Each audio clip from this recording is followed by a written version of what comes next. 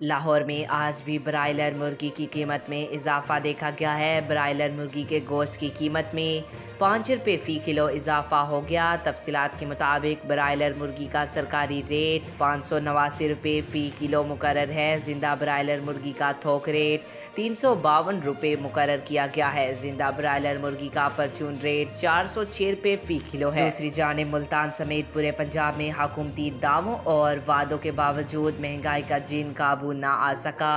सस्ती खरीदी हुई गंदम महंगी फरोख्त होने लगी। पंजाब और ज़िला इंतज़ामिया के नोटिस के बावजूद आटे की कीमत कम ना हो सकी। अव्वल क्वालिटी आटा 4000 रुपये मन में फरोख्त होने लगा।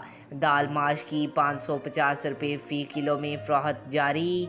दाल मूंग 350 रुपये किलो। सफ़ेद चने की कीमत 400 रुपये किलो हो गई। बासमती चावल अव्वल क्वालिटी की 350 रुपये किलो में फरोख्त जारी है। आज तक के लिए इतना ही। मज़ीद ऐसी मालूमाती वीडियो देखने के लिए चैनल को सब्सक्राइब करें।